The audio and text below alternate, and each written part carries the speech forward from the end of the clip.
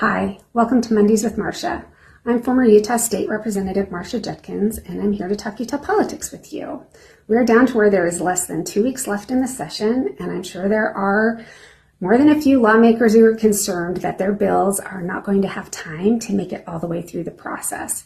And many of them are probably right. However, there is still time for many bills, and what we'll probably see this week are very full agendas on committees as they vote on the many bills that have been assigned to them. However, I want to talk to you about something different. There has been a lawsuit concerning Section 504 of federal law.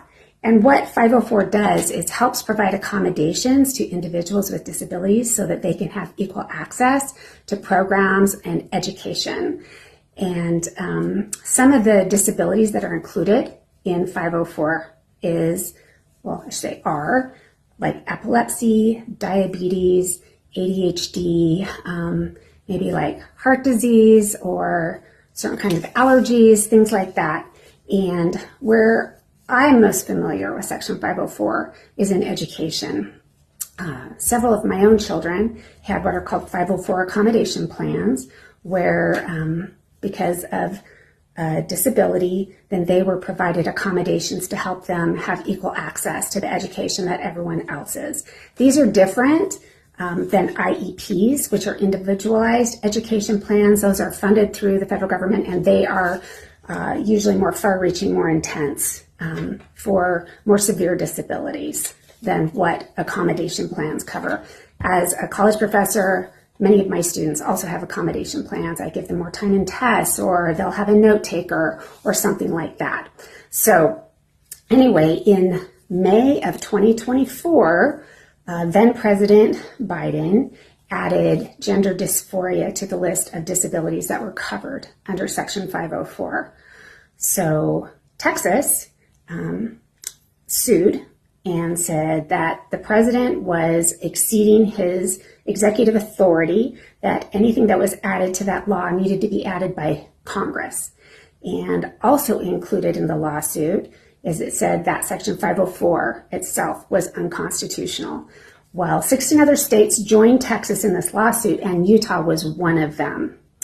That was last year, and we elected a new Attorney General, Derek Brown, and he inherited this lawsuit. And he hadn't had time to really know that, even study this lawsuit, until concerned people came to him and said, hey, why are we in this lawsuit? So he took a look at that and he thought, yes, this was just like all took place in the last week or so. And he said, oh my gosh, yes, we do not want to have Section 504 declared unconstitutional. And so he got together with the other plaintiffs, and they submitted, I'm not a lawyer, I think it's a brief or something, they submitted along with this lawsuit that, hey, this is not a part that we want. We don't want Section 504 to be declared unconstitutional. And so a lot of parents and a lot of advocacy groups have been very concerned about that language, understandably so. I was very concerned with that language, but I have talked with Attorney General Brown just recently several times about this lawsuit, and I am very assured that he does not want to have Section 504 declared unconstitutional.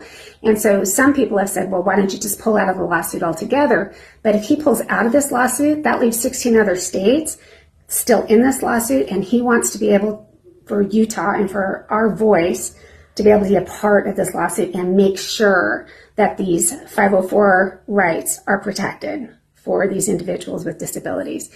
And so that is why he's staying in the lawsuit. And I completely understand. I appreciate what he's done and what he is continuing to do to protect the rights of people with disabilities in our state.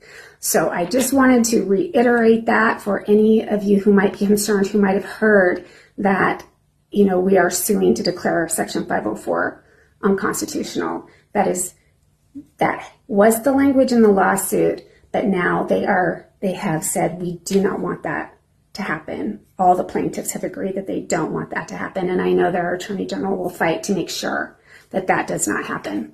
So Thank you for listening. Let me know if you have any questions, and I'll see you next week.